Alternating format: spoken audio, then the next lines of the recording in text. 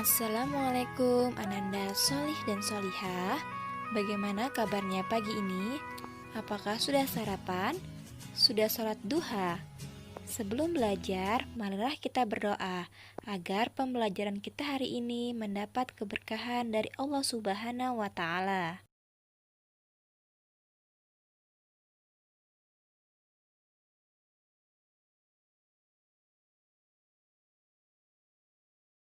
Mari kita lanjutkan hafalan surah Al-Mursalat ayat 31 dan 32. Bismillahirrahmanirrahim. La zolili wa la yuqni minal lahab. Innaha tarmi bisyararin kal qasar. Masing-masing ayat kalian ulangi sebanyak 3 kali ya.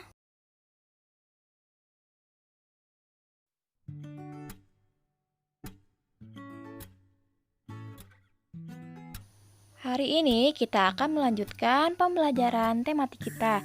Sekarang kita sudah masuk di tema 3 ya, makanan sehat. Sudah disiapkan kan bukunya?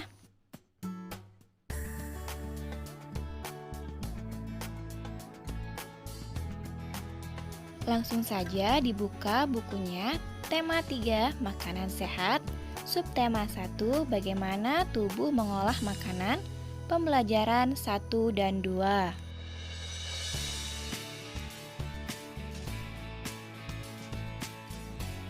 Tujuan pembelajaran hari ini ialah 1.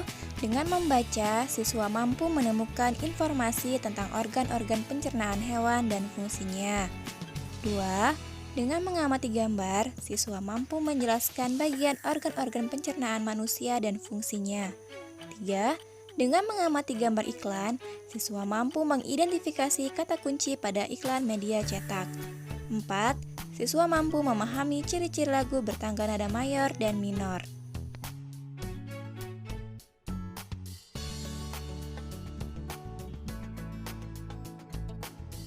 Sudahkah kalian sarapan? Sarapan penting untuk tubuh kita. Tanpa sarapan, tubuh kita akan terasa lemas dan kurang berenergi. Dalam sehari, kita dianjurkan untuk makan sebanyak 3 kali, yaitu sarapan, makan siang, dan makan malam. Makan secara teratur penting karena tubuh kita memerlukan asupan energi untuk beraktivitas. Selain itu, makan secara teratur juga dapat mencegah terjadinya gangguan atau penyakit pada sistem pencernaan kita. Kesehatan sistem pencernaan perlu untuk dijaga. Sistem pencernaan yang sehat akan membuat nutrisi pada makanan yang kita makan dapat terserap dengan baik. Sekarang, Ananda Solih dan Solihah, amatilah gambar jenis-jenis makanan berikut ini.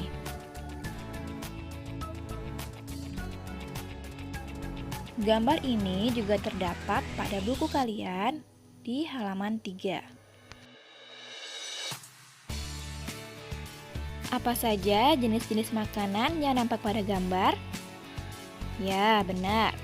Buah dan sayuran. Jenis-jenis makanan tersebut tergolong sebagai makanan sehat loh. Makanan sehat adalah makanan yang mengandung nutrisi yang dapat membuat kalian merasa kenyang, sehat, dan berenergi. Nutrisi yang dimaksud adalah protein, karbohidrat, lemak, air, vitamin, dan mineral. Selain buah dan sayur, ada juga beberapa jenis makanan yang termaksud makanan sehat, yaitu biji-bijian, daging, ikan, telur, keju, dan susu. Mengkonsumsi makanan yang sehat sangat baik untuk kesehatan tubuh kita. Alhamdulillah, kalian telah mengetahui pentingnya mengkonsumsi makanan sehat bagi kesehatan tubuh. Makanan yang dikonsumsi tersebut kemudian akan dicerna oleh sistem pencernaan. Pencernaan makanan diperlukan supaya gizi yang terkandung pada makanan dapat diserap oleh tubuh. Apakah kamu tahu bagaimana mekanisme pencernaan pada makhluk hidup? Sapi merupakan contoh hewan ruminansia, yaitu kelompok hewan yang memakan tumbuh-tumbuhan. Kelompok hewan ini mencerna makanan dengan dua langkah. Langkah pertama yaitu dengan mengunyah lalu menelan bahan mentah. Kemudian langkah kedua yaitu mengeluarkan makanan yang sudah setengah dicerna di dalam perutnya, lalu mengunyahnya kembali. Selain sapi, contoh hewan ruminansia yang lain yaitu kerbau, kambing, domba, dan rusa. Mari kita pelajari saluran pencernaan hewan ruminansia.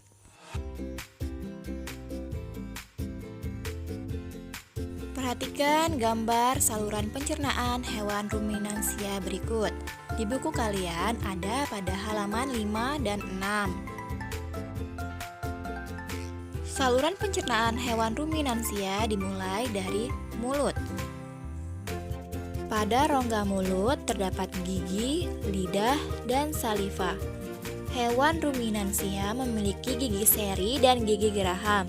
Gigi seri berfungsi untuk memotong makanan, sedangkan gigi geraham berfungsi untuk mengunyah makanan. Kemudian lidah berfungsi untuk mengambil, mendorong, serta menelan yang sudah dikunyah menuju ke rongkongan. Saliva adalah cairan khusus yang berfungsi untuk mencerna makanan secara kimiawi.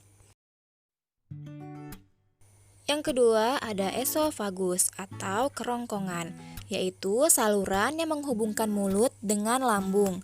Pada hewan ruminansia, makanan melewati kerongkongan dengan gerakan seperti meluncur. Lambung. Hewan ruminansia memiliki lambung yang berbeda dengan hewan-hewan lain. Hewan ruminansia memiliki 4 jenis lambung. Coba Ananda semua perhatikan gambar berikut. 4 jenis lambung hewan ruminansia adalah rumen, omasum, abomasum, dan retikulum. Rumen atau yang biasa disebut dengan perut besar merupakan ruang lambung yang paling besar di antara ruang lambung lainnya pada ruminansia.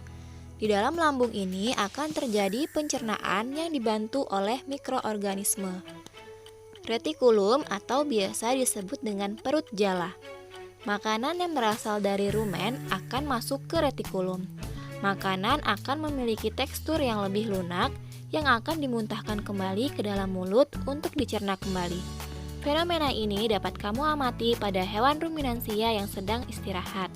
Hewan ruminansia akan mengunyah kembali makanan tersebut di dalam mulut. Kemudian, omasum atau yang biasa disebut dengan perut kitab. Pada omasum, makanan akan dicerna dengan bantuan kontraksi otot lambung. Setelah itu, makanan akan diteruskan ke abomasum. Abomasum atau yang disebut dengan perut masam disebut juga sebagai lambung yang sebenarnya.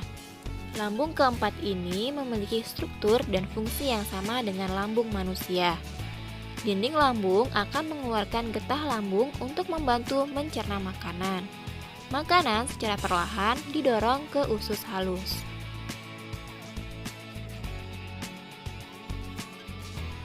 Pada usus halus terjadi penyerapan sari-sari makanan.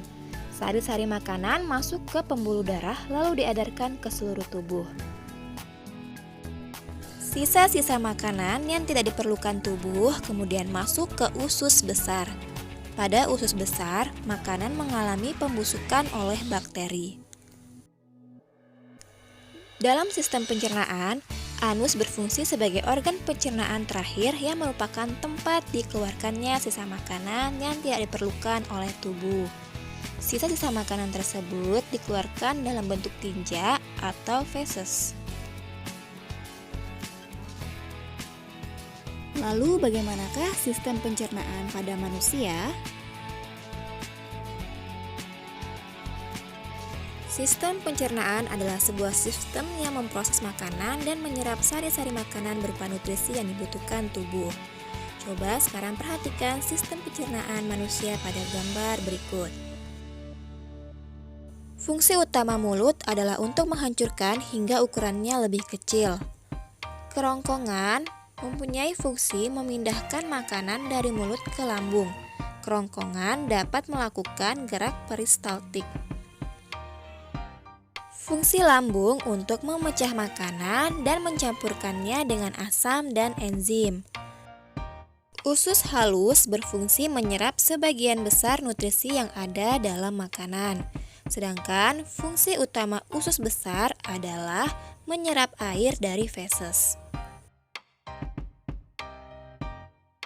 Yang terakhir, anus berfungsi mengeluarkan feses. Salah satu cara efektif untuk menyampaikan suatu informasi yaitu dengan membuat sebuah iklan. Coba kalian perhatikan contoh iklan berikut. Di buku kalian ada pada halaman 8. Iklan adalah suatu pesan tentang barang, jasa, atau kegiatan yang dibuat oleh pemrakarsa yang ditujukan kepada masyarakat. Iklan dapat disampaikan lewat media cetak maupun elektronik. Iklan memiliki kata kunci. Ciri-ciri kata kunci pada iklan yaitu terdapat pada judul iklan. Kata tersebut sering disebutkan. Bisa diungkapkan dalam sebuah gambar. Kamu telah mempelajari sistem pencernaan pada hewan ruminansia dan manusia. Dan juga kalian telah mempelajari pengertian dari iklan. Apakah kalian sudah memahami materi tersebut dengan baik? Alhamdulillah, kalian memiliki ustadz-ustazah yang senantiasa membimbing dan memberi arahan, sehingga memudahkan kalian untuk memahami materi pembelajaran dengan baik. Sebagai rasa terima kasih kalian pada ustadz-ustazah, ayo nyanyikan lagu berikut.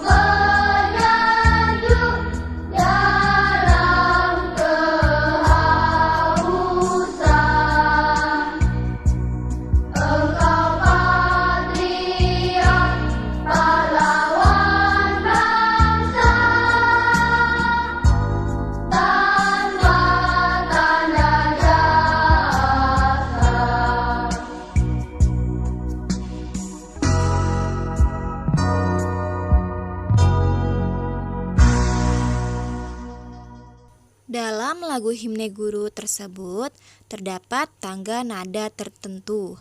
Tangga nada sendiri terbagi atas tangga nada mayor dan minor.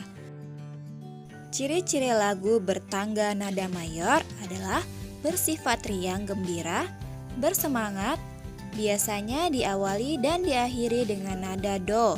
Sedangkan ciri-ciri lagu bertangga nada minor bersifat sedih, kurang bersemangat, dan biasanya diawali dan diakhiri dengan nada la. Berdasarkan penjelasan tersebut, apakah lagu Himne Guru termaksud ke dalam lagu dengan tangga nada mayor atau minor? Ya, benar. Lagu Himne Guru adalah lagu yang bertangga nada minor. Lalu, dapatkah kalian menyebutkan contoh lagu yang bertangga nada mayor?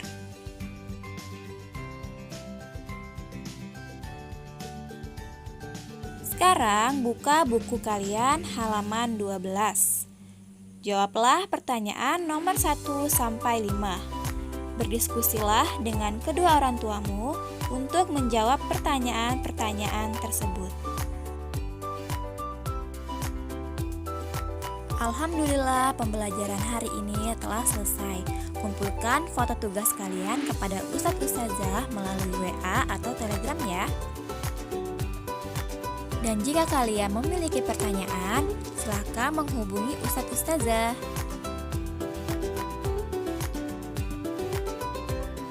Karena wabah corona masih melanda negara kita, biasakan jaga jarak, memakai masker, mencuci tangan dengan sabun, memakan makanan yang bergizi, dan selalu stay at home.